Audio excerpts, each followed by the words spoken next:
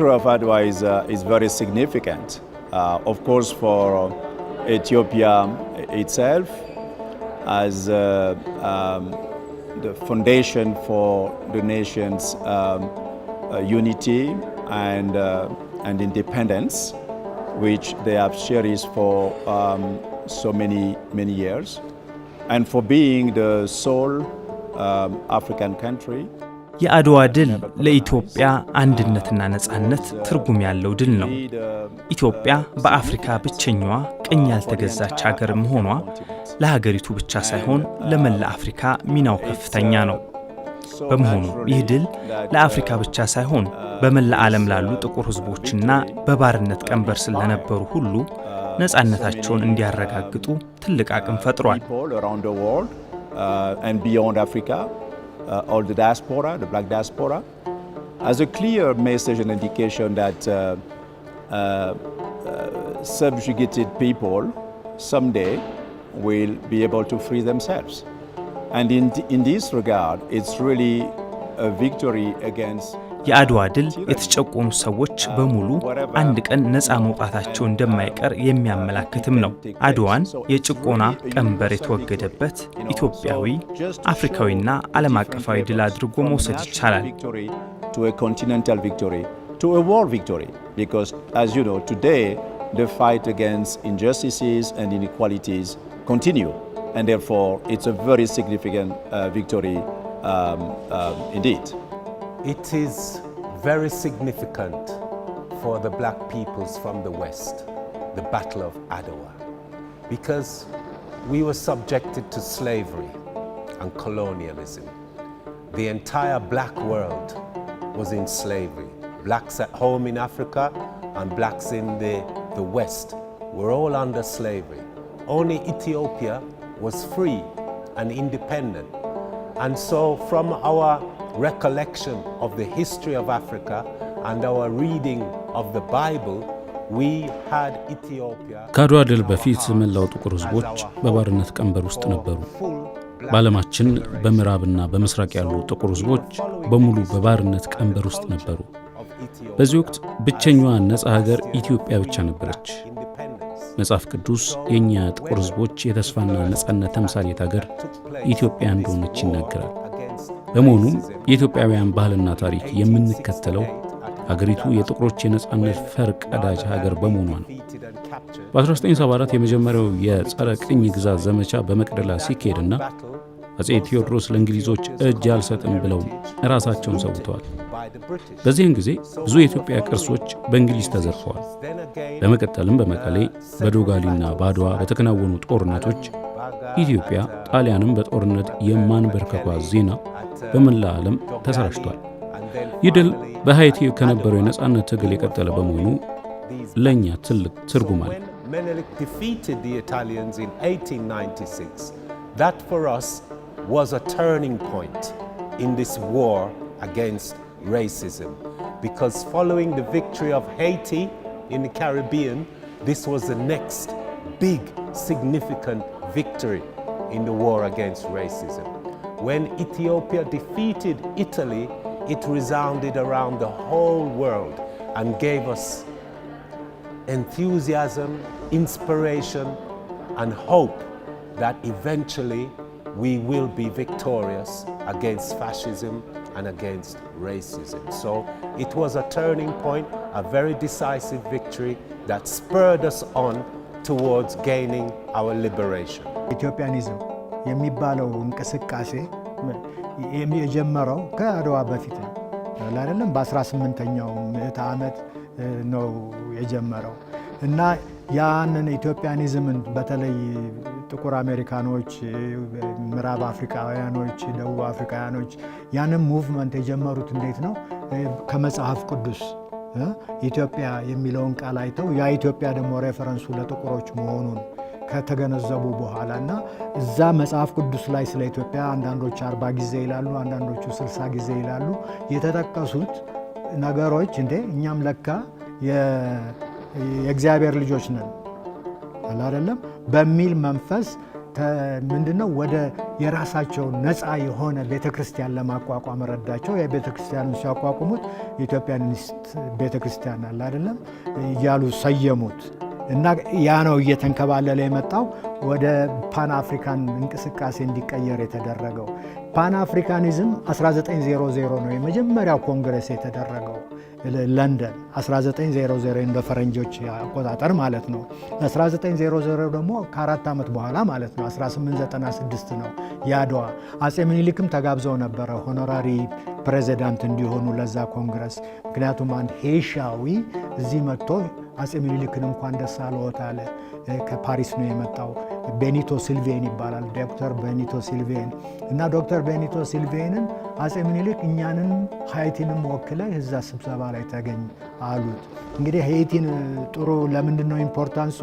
ሃይቲ በ1803 ባርነትን የደመሰሰች ሀገር ናት፣ በአብዮት የደመሰሰች ሀገር ናት እና ከኛ ጋር እንግዲህ ያ ታሪክም ያመሳስላታል። የሄቲዮ ኤግዛምፕል ይሆናል። ሳውዝ አፍሪካን ባትል ኦፍ ሳንድ ሉዋና የሚባል አለ። ዙሎች እንግሊዞችን በአንድ ጦርነት አሸንፏቸዋል፣ በሁለተኛው ጦርነት ተሸነፉ እንጂ እና እነዚህ ሁኔታዎች አሉ። ያ ፓን አፍሪካን ሙቭመንት እያደር ልክ አድዋ ጋር ስንደርስ ምን ሆነ?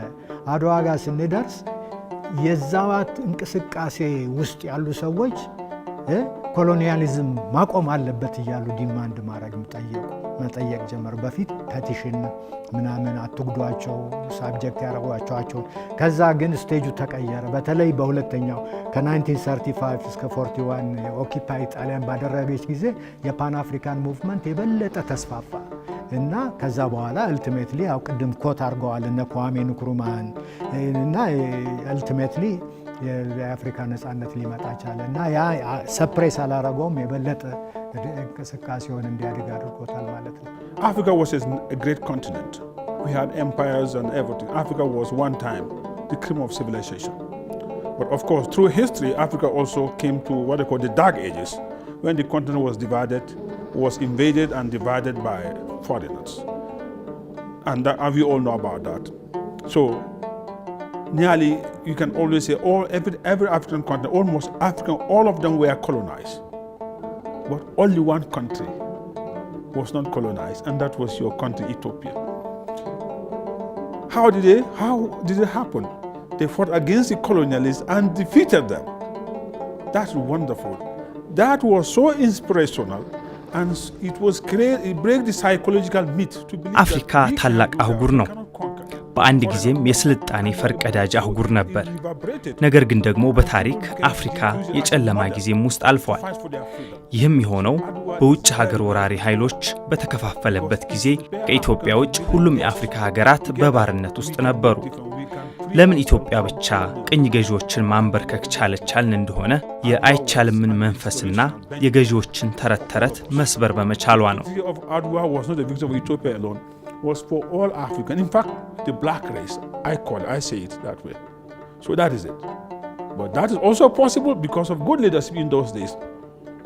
Ethiopia, you are diverse. I know that you have more than 100 different ethnic groups, but somebody was able to mobilize all of you, tell you why you have to fight. Because then, በዚህ ረገድ አድዋ በአንድ ላይ ከቅኝ ግዛት አዙሪት መውጣት እንደሚቻል ኢትዮጵያ ያስተማረችበት የድል ብስራት ነው።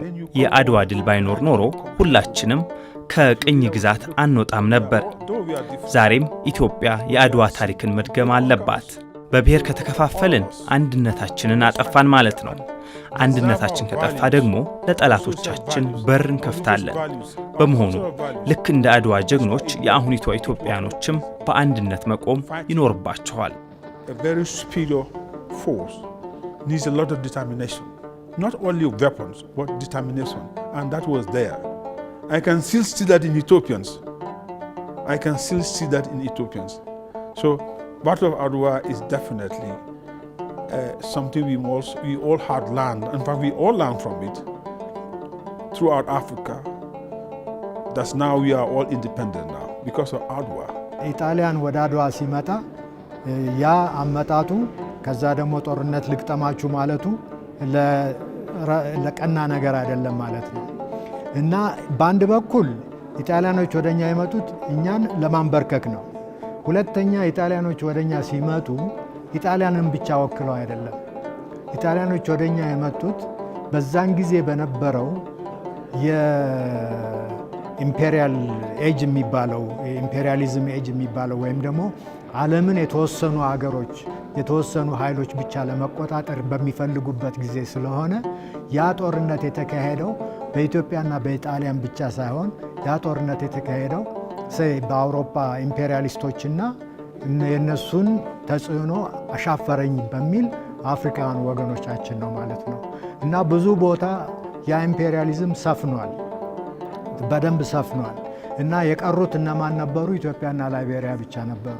ጣሊያኖች እንግዲህ ወደኛ ሲመጡ ያንን ሁሉንም በቁጥጥራችን ስር እናረጋለን የሚለውን የአውሮፓያኖች ዓላማ ግብዝ ዓላማ ያንን ዓላማ እነሱም ያው ድርሻቸው ይሄ በርሊን ኮንፈረንስ ላይ ተሰብስበው ጉባኤ ላይ ተሰብስበው በወሰኑት መሰረት ኢፌክቲቭ ኮንትሮል የሚሉት ነገር አለ። እዛ ቦታ ላይ ኦልሬዲ ነበርን ስላሉ ነው ጣሊያኖች ምስራቅ አፍሪካ ላይ ያተኮሩት። እንግሊዝ ምዕራብ አፍሪካ ሄደዋል፣ ደቡብ አፍሪካ ሄደዋል፣ ፈረንሳዮች ምዕራብ አፍሪካ ሄደዋል። የጣሊያኖቹ እንግዲህ የተመደበላቸው ይሄ ቦታ ለመውሰድ እና እንግዲህ ስታየው በዛ ማህደር ውስጥ ኢትዮጵያ ያንን የጣሊያንን ወይም ደግሞ ብሎ የአፍሪካን የአውሮፓን ኢምፔሪያሊዝምን ዓላማ በድሉ ምክንያት ድባቅ መታችሁ ማለት ነው።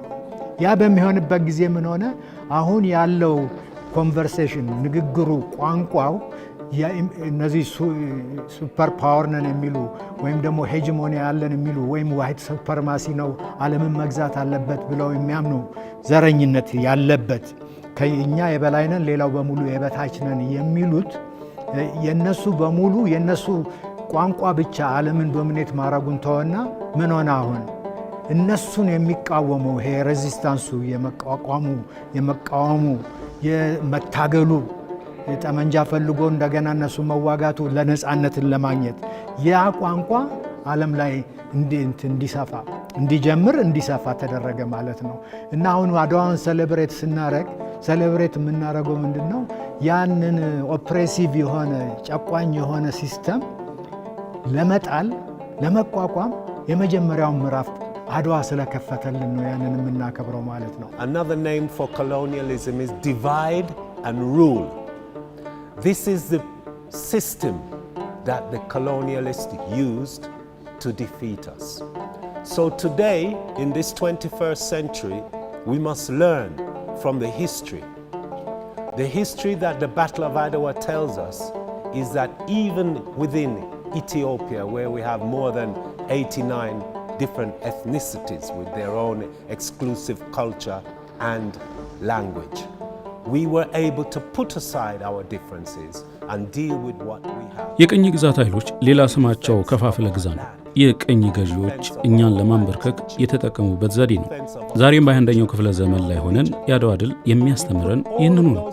ኢትዮጵያ በርካታ ህዝቦች ያሏት ብዝሃ ሃይማኖትና ባህል ያሏት ሀገር ብትሆንም የሀገር ጉዳይን በተመለከተ ግን በአንድ ላይ መቆም ይገባል። This is the lesson that we have to learn because the war against racism is still not won.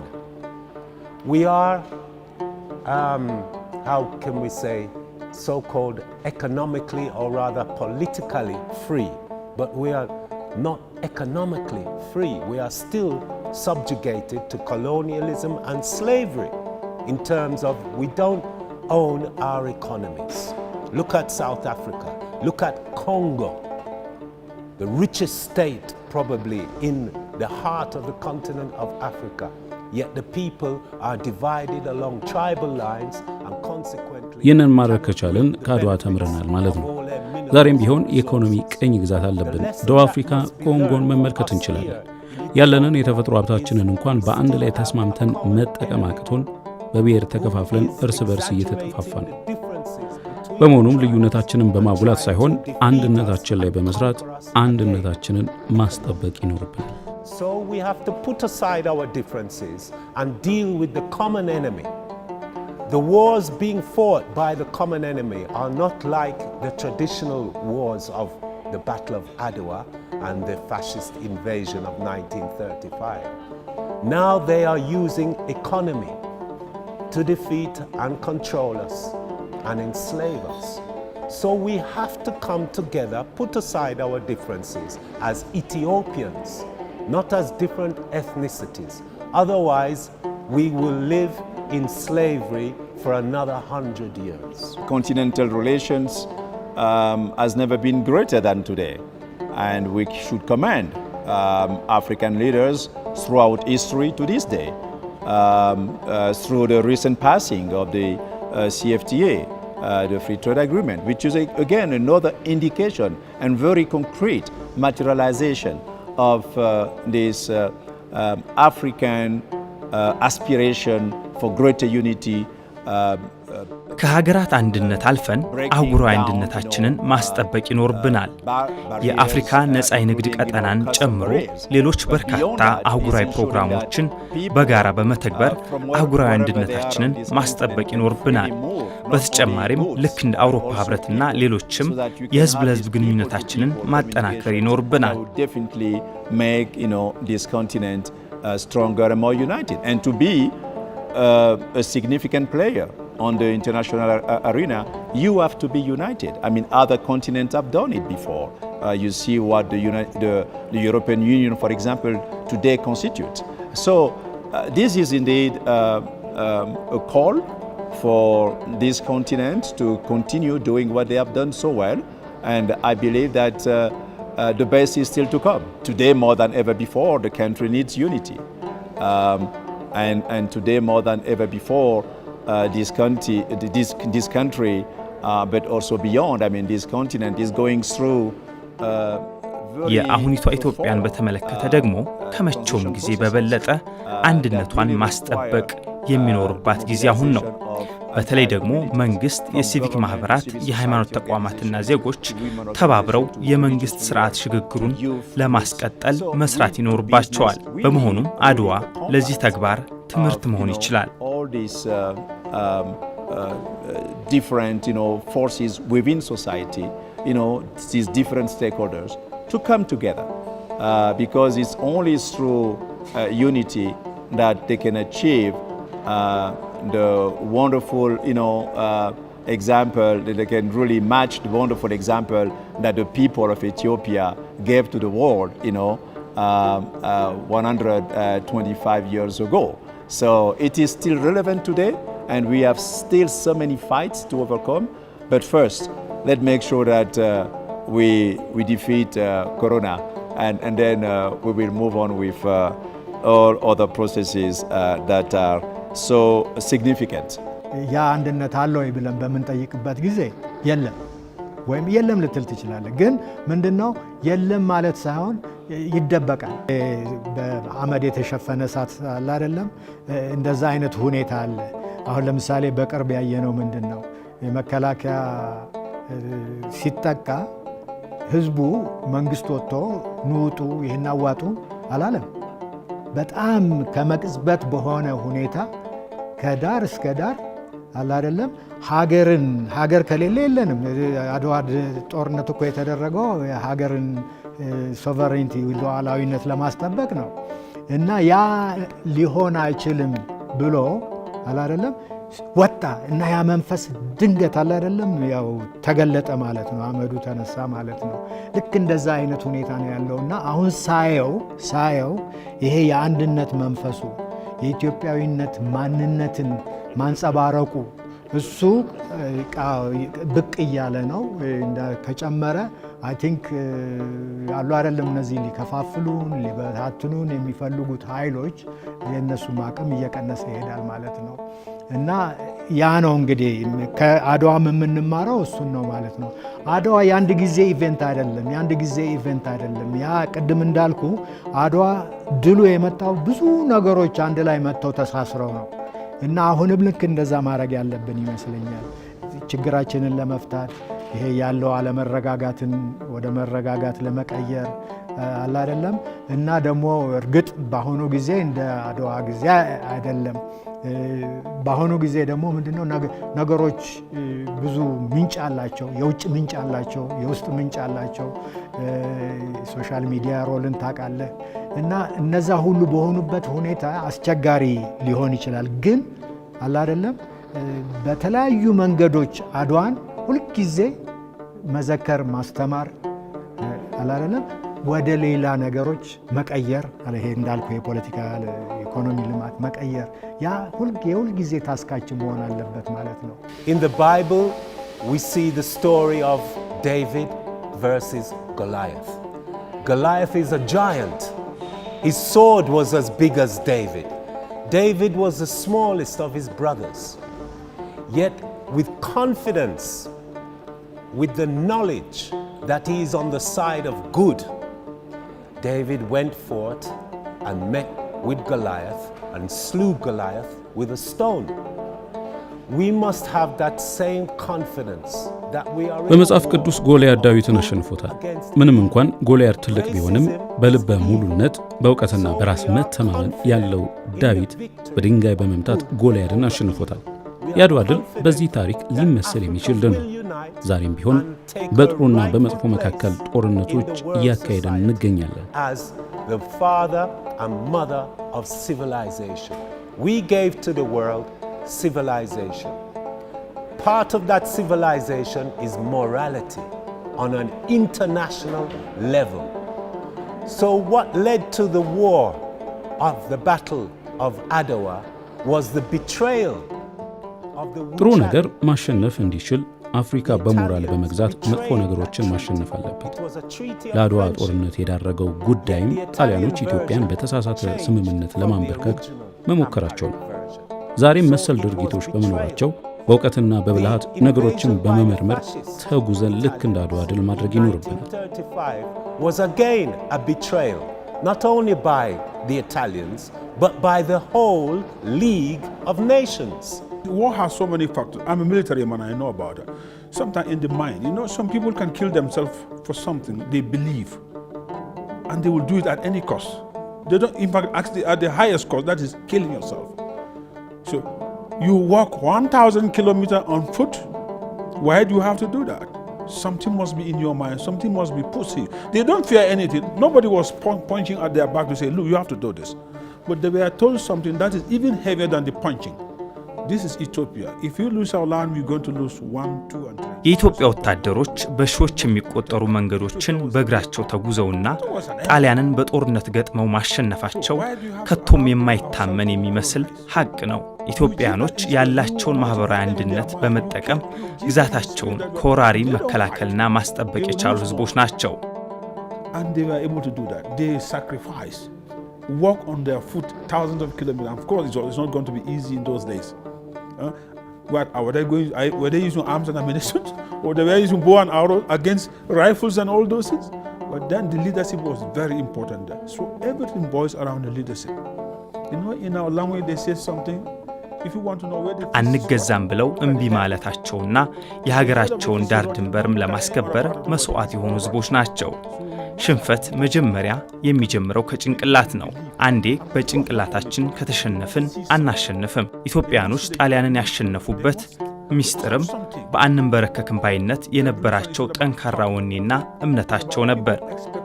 to see different in their way of life, to change their way of life, to live from bad to good, not stay at the same place. No. That's why your leaders were able to mobilize all your people in those days with all that diversity to go and fight against a superior force, and they succeeded. They were ready to do that because it has a cost. So many people died, not so. Yes. So that's how it has to be. ስንዋጋ ዝም ብለን እንደው በጭፍን ሄደን ጣሊያኖችን አላሸነፍናቸው። ብዙ ነገር ማሰብ አለብን። ለ100 ሺህ ከዛም በላይ ለሆነ እንዴት ነው ምግብ የሚዘጋጀው? ቀለቡ ከየት ይመጣል? መሳሪያው ህዝብ የተደረገው እንዴት ይጓጓዛል? ውሃ ከየት ይመጣል? አሁን ለምሳሌ ኢትዮጵያኖች አድዋ አካባቢ ያለውን ምንጭ በሙሉ ያውቁ ነበር። መጀመሪያ ያደረጉት ፈረሰኛ ልከው እየተከበበ እያንዳንዱ አንድ ጣሊያን ድርሽ እንዳይል ነው ያደረጉት። ይሄ ትልቅ ጥበብ ነው። ለዚህ ነው ሚሊተሪ ሳይንስ አሁን ለምሳሌ ዩኒቨርሲቲ ውስጥ ሚሊተሪ ሳይንስ የምናስተምር ከሆነ አድዋ ዋናው ቤዝ መሆን አለበት ማለት ነው። ብዙ እዛ ውስጥ ብዙ ነገሮች አሉ ለኛ ዝመናና ለኛ ወደፊት እድገት የሚያገለግሉ ብዙ ነገሮች አሉ። እነዛን ነው በደንብ አድርገን ስርዓት ባለው መንገድ ግንዛቤ ውስጥ ያልጨመርናቸው አለ አይደለም።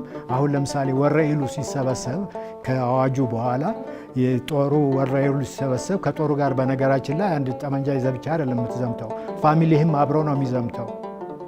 እዛ ሲደርሱ ኦልሬዲ ስትራቴጃይዝ አድርገው ይሄ ደረቅ ምግብ እንደ ዳቦ ቆሎ እንደ በሶ አይነቱ ልክ እንደ ኢንዱስትሪ ነበር የሚዘጋጀው እና የሚከፋፈለው ያው በየአለቆቻቸው ለመጡ የጦሩ ኃይሎች አላረንም። ከሄዱ በኋላ ወረኢሉን ለቀው ወደ አሸንጌ በጨለቆት አድርገው ወደ አድዋ ሲጓዙ እዛ ቦታ ላይ ያለው የምግብ ዝግጅት አልተቋረጠም። እየተዘጋጀ ይላክላቸው ነበር መንገድ ላይ እና ይሄንን ነበረ ትራንስፎርም ማድረግ ወደ ሌላ ከፍተኛ ደረጃ መቀየር የነበረብን። ይሄ ለምሳሌ ወረኢሉ ጋር ፉድ ፕሮሴሲንግ ፋብሪካ ልትከፍት ትችላለህ በዛ ቤዝ አላለም። ዘ ሴም ቲንግ የተጠቀምነው ጠመንጃ ከጣሊያኖች አይተናነስም፣ ግን ገዝተነው ነው። ከዛ በኋላ ምን ይመጣል? ያንን የሚቀጥል ጠላት እንደሆነ ምንጊዜም ሊመጣብህ ይችላል። 40 ዓመት በኋላም የመጡት ለዛ ነው። መዘጋጀት ያንን ጠመንጃ ራሳችን ልንሰራ እንችላለን ወይ እንዴት ልናሻሽለው እንችላለን ብለን የኛን ዝመና ያንን አቅጣጫ መስጠት ሀገር በቀል የሆነ መስጠት ነበረብን። ኤግዛክትሊ እንደ ጋፋት አይነት እና እንደዚህ እያረኮ ነው። ምክንያቱም ያንን ድል ለሌሎች ለፖለቲካችን፣ ለኢኮኖሚያችን፣ ለማህበራዊ ኑሯችን፣ ለባህላችን ውስጥ ኢንኮርፖሬት ካላረከው ካልጨመርከው አለ አይደለም ያው እንዶ ባለህበት ሂድ ነገር ይሆናል ማለት ነው። The keys to attaining this unity, if there are 100 issues and only one issue that we all agree upon, then let's concentrate on implementing that one issue. And while implementing that one issue, we are in unity and we can be discussing the other 99 issues. These keys for attaining unity we must follow. We must learn them and understand them. Today, Ethiopia is poised to make a quantum leap and become a superpower with the dam coming on stream and our hydroelectricity. ብዙ የማንስማማባቸው ነገሮች ሊኖሩ እንደሚችሉ ግልጽ ነው። ነገር ግን አንድ የሚያስማማን ነገር አይጠፋም። በመሆኑም የተስማማንበት ነገር በመተግበር አንድነት በመፍጠር ላልተስማማንባቸው ነገሮች በሙሉ መፍትሄ መስጠት ይቻላል። ኢትዮጵያ በአሁኑ ወቅት ትልቅ የኢኮኖሚ ኃይል የምትሆን ሀገር ናት። የታላቁን የህዳሴ ግድብ ጨምሮ ሌሎች ትልልቅ የልማት ስራዎችን እያከናወነች ነው። በመሆኑም ሀብቷን ተጠቅማ ኢኮኖሚዋን መገንባት አለባት። አንድ ካልሆነች ደግሞ ልማት ማልማት አይቻልም። አቅም ካልፈጠርን ደግሞ ቅኝ ገዢዎች ተመልሰው የማይመጡበት ምንም ምክንያት የለም። አፍሪካን በአንድነት መቆም አለባት። በመላ ዓለም ያለን ጥቁር ህዝቦች አንድ መሆን አለበት። Not only should Ethiopia unite, but the whole continent must unite. We must have our government for the United States of Africa. Not only for the people within the continent of Africa, but what is known as the sixth region, which is our people, Africans, black people in the West, must also unite with Africa, come home and develop the continent of Africa as a United States of Africa. From 1963 up to today, we cannot say we have achieved something, but we can also say we have a lot to go. In fact, now you have more problems coming up now. In countries that fought for independence, you fought against a white man and now you are fighting among yourself. Something is wrong. Something is very wrong. If you look at the whole of Africa, የአፍሪካ አንድነትን ማረጋገጥ ከ1963 ጀምሮ ስናወራው የመጣን ጉዳይ ቢሆንም እስከ ዛሬ ድረስ ግን የላቀ ውጤት ማምጣት አልቻልንም። የአፍሪካ አንድነት ጉዳይ ብዙ ስራ የሚጠይቅ ነው። የነጻነት ተምሳሌት የሆነችው ኢትዮጵያን እንኳን ብናይ ትናንት ከነጭ ጋር ታግላ ቅኝ ግዛትን ድል ያደረገች ሀገር ዛሬ እርስ በርስ ግጭት ላይ ትገኛለች። ይህ የሆነ ችግር እንዳለ ያሳያል። ሶማሊያን፣ ኮንጎንና ሌሎች የአፍሪካ ሀገራትንም በተመሳሳይ መጥቀስ ይቻላል። በመሆኑም እንደ አፍሪካ ግጭትን በማስወገድና ተቀራርበን በመስራት ችግሮቻችንን መፍታት ይኖርብናል። Because we used to say in our own language, the good food is a food that has so many varieties. Okay? It becomes very nice, you know. So our diversity should be a strength, not a weakness. But unfortunately, not everything is okay. And we need to move forward. Our leaders need to look at that and change it. That's my belief. That's my opinion. Okay? ማንም የተጨቆነ አድዋን ድል ማቀፍ አለበት። ጥቁር አፍሪካ ብቻ መሆን የለበትም። ደቡብ አሜሪካም ሊሆን ይችላል፣ ኤዥያም ያለው ሊሆን ይችላል። ይሄ ጭቆናው ሲስተም ውስጥ የወደቀው ሁሉ የአድዋን ድል እንደ ተምሳሌት ወስዶ እንደ ምሳሌ ወስዶ እንደ ማነቃቂያ ወስዶ ሊታገልና ነፃነቱን ሊጎናጸፍ ይችላል የሚል ተስፋ ሰጠ ማለት ነው። የአድዋ ድል አሁን ላለንበት ሁኔታ ብዙ ጠቃሚ ምክሮችም ብዙ ጠቃሚ ምሳሌዎችም ስላሉት ያንን እኛም ደግሞ በጋራ ሆነን አሁን ያለውን ችግር የሰላም ችግር ሁሉ ለመፍታት የኢትዮጵያ ሕዝብና የኢትዮጵያ መንግስት ብቻ ሳይሆን የውጭ መሪዎችም የውጭ ሀገር የተለያየ መሪዎች እና የተባበሩት መንግስታት እነዚህ በሙሉ ብዙ ሚና ሊጫወቱ እንደሚችሉና መጫወትም እንደሚኖርባቸው ለማስታወስና ለማሳሰብ የተዘጋጀ ነው።